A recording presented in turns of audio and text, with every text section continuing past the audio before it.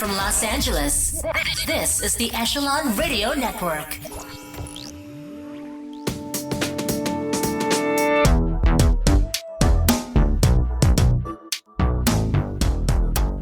This is Jerry Hemsworth with the Echelon Radio Podcast.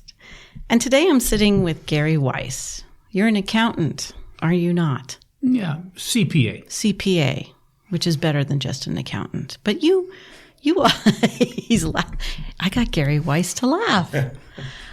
But you are a tax specialist, especially when somebody's in trouble with tax. Tax resolution, yes. Tax resolution. Tell me about your practice. Well, I mean, I have a regular accounting firm. Mm-hmm.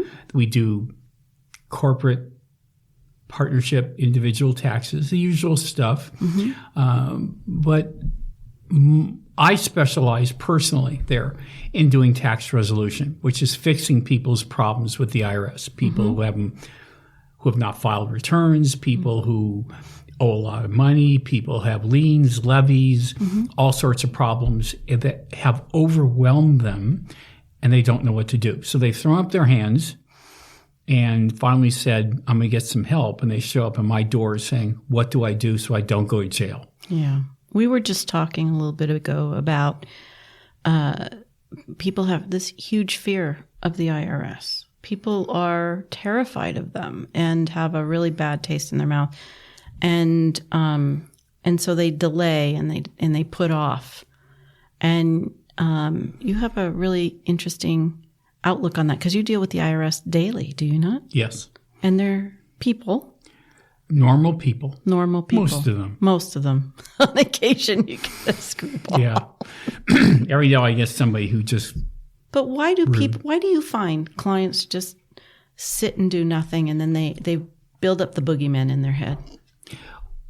The IRS, U.S. government, mm-hmm. Congress, has gone to great lengths since Al Capone to create an adversarial relationship with the taxpayer. And since Al went to jail for tax fraud, if that was the only way they could get him, they found that to be an effective method. The problem is over the last 50, 60, 70 years, it's gotten worse. So people are very afraid when they get that letter in the mail that says IRS in the upper left-hand corner. And God forbid it should come certified return receipt. That means, as far as they're concerned, that's a summons to jail. Right. And when you, like most human beings, when you get threatened, it's fight or flight. So are you going to fight the IRS? Yeah, No. Nobody's going to do that. That's what I do. Yeah. So they flight. Yeah. So they hide, they put it away, they don't do anything, and they think they think if they just don't do anything, it'll go away. Doesn't work that way. No. And by the time it builds up on them and they start getting liens, levies, threatening notices, they finally decide, I better do something about this before I actually do go to jail, which they never will. But then they come to me. And my job initially is not to solve the problem. That I can do. That's not a problem. My job is to be able to take this high level of anxiety and reduce it to zero and have them walk out the door going, I can sleep tonight. Thank God. I don't have to worry. That is my biggest job. And that is probably the thing I'm the best at. That's your superpower. Yeah. It's being able to get people to take that anxiety out of them, leave it on the floor.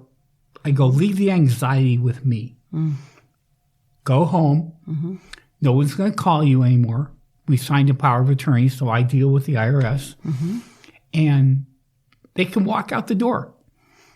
And the IRS isn't going to talk to them. They don't care. They can go home, go about their business. Then I go to war, which is what I love to do. That's your favorite That's my thing. battle. And men like to fight battles, right? That's what they do. Sure. My battles are with the U.S. government. But, little me, big government. And you love to take them on. Yeah, it's fun. It's something to do. See, that is you being happy and being fun. Oh yeah, not that's my your happy place. Happy place. Yep.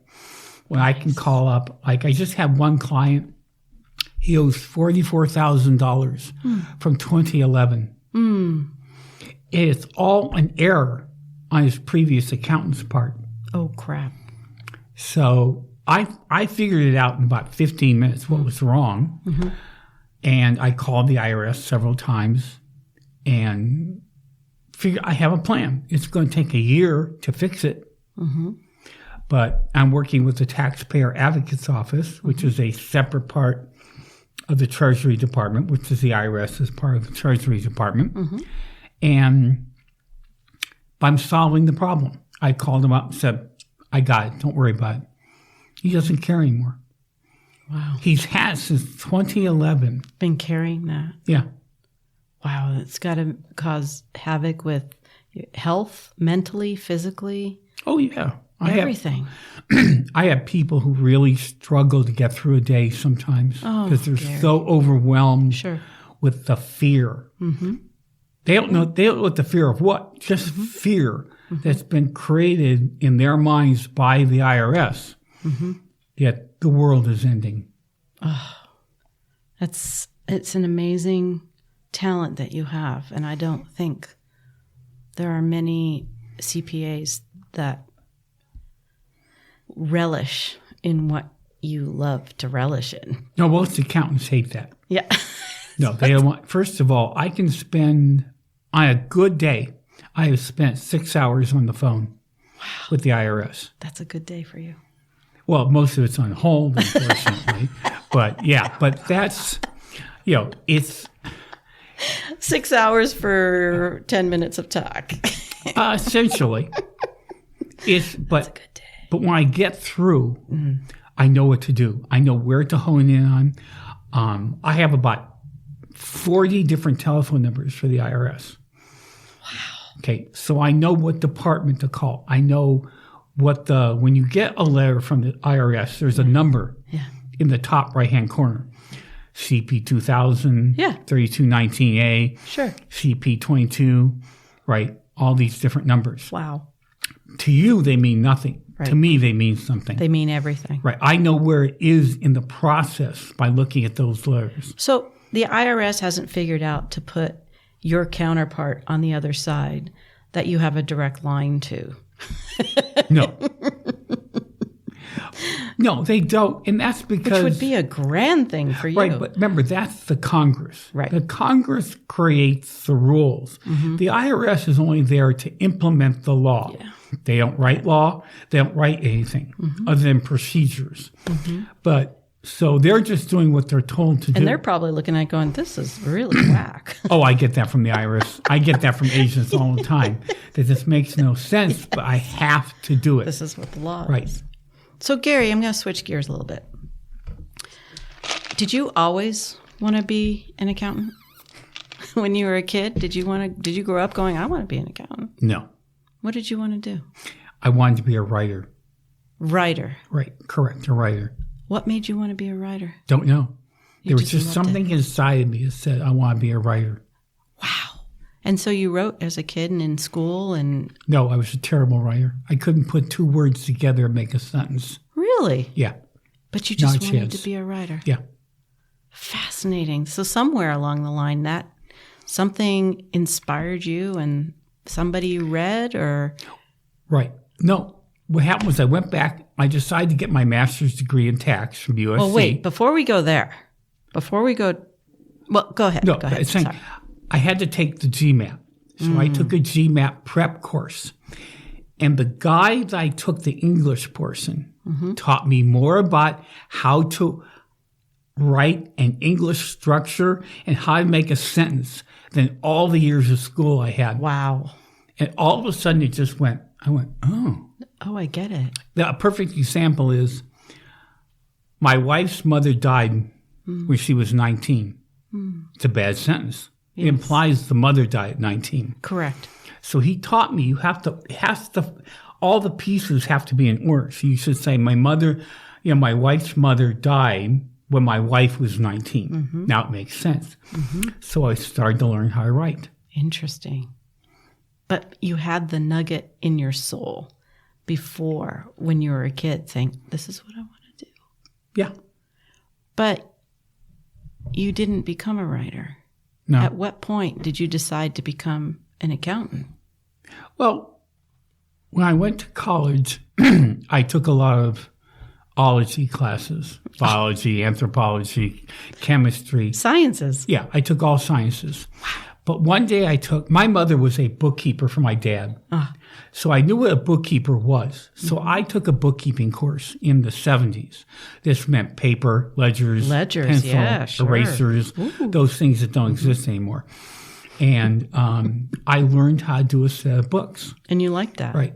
And through a series of events, I went to college, dropped out of college, went back. And when I went back, I decided to go back into accounting. So I went back, got my degree in accounting. And one of my great stories is I was taking Accounting 101, Cal State Dominguez Hills. Had Professor Lee, long gray hair, ponytail, Birkenstocks. Great. We had two exams, the midterm and the final. At the end of the midterm, the next class meeting, he walked around and handed out pink slips to half the class. Said, this is not a class for you. I didn't get one. But that sort of realized... He basically was saying, you don't want to do this. No, you're going to fail this course. Whoa. So he kicked out half the class. Unbelievable. Oh, yeah. Our eyes are all like... Go away, don't come back. Yeah, that's what it was. But I didn't get one, obviously. And that sort of realized I'm in the right place. You were doing what you were meant to do. Yeah, I was in the right place. And yet your education didn't stop there. No, I got my degree, went back to work for accounting for 2 years, dropped out of accounting, went to Hughes Aircraft for many years. And then when I was working at Hughes Aircraft, I decided this is not for me. So I went to my boss, R.B. Love. I said, I want to get my master's degree in tax. I want to go to USC. So I applied, took the GMAT more than once, whatever, and did not get in the first time.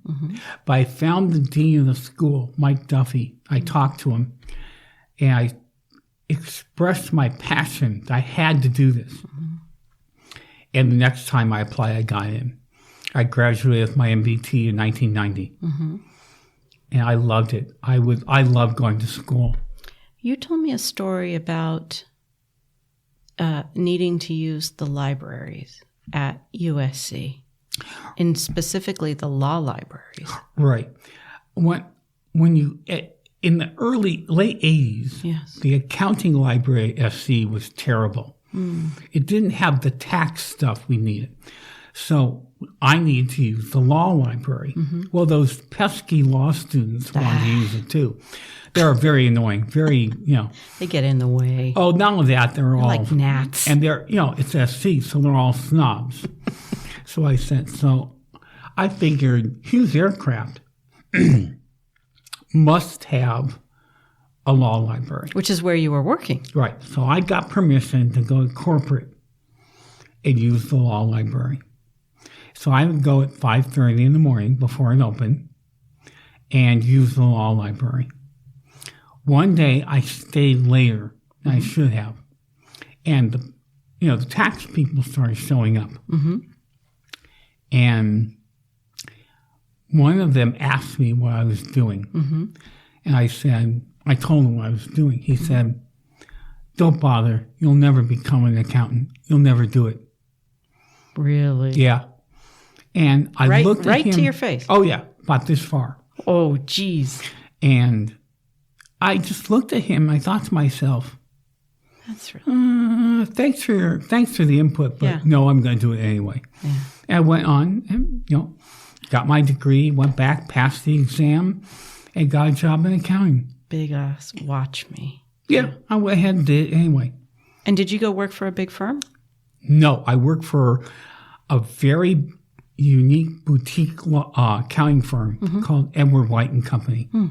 that did high-end accounts, big stuff.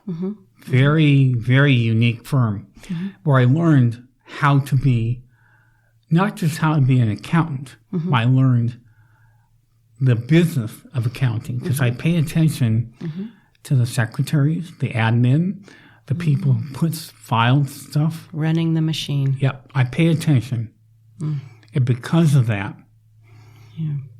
I learned. And when did you start your own firm? Well, I worked for a couple of more accounting firms. And I worked for another firm, and I got the job there. When I got the job, I realized a month later, I really screwed up. Oh.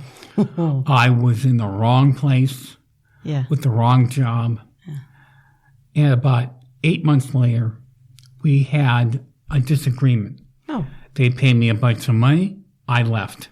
Okay. At that point, in December of 2010, I formed my own firm. I just decided I'm going to do it. And that was that. Yep. And we were just joking that, you're never happy. You're never, pleased. But I disagree.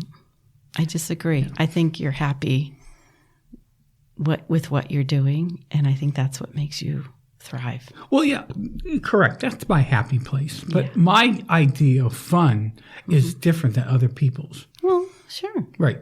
And so when people say, let's go do this, it's fun, and I go, no, they look at me like I'm insane.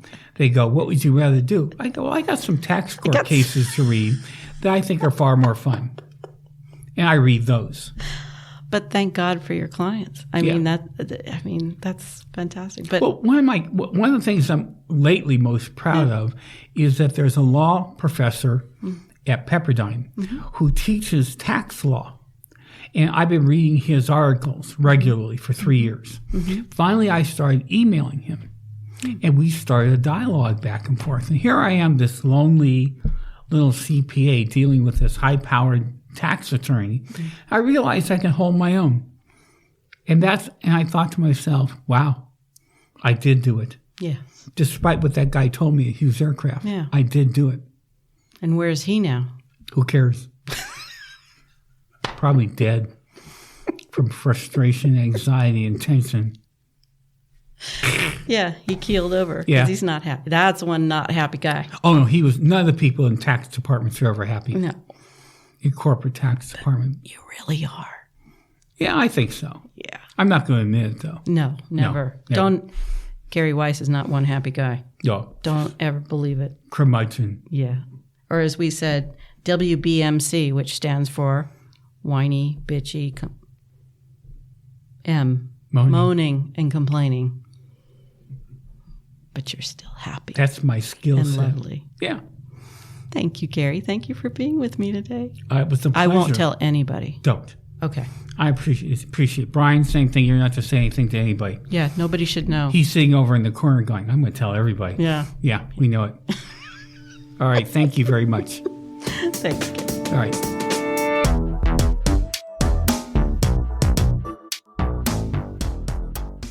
Presented by Echelon Business Development. More than just networking.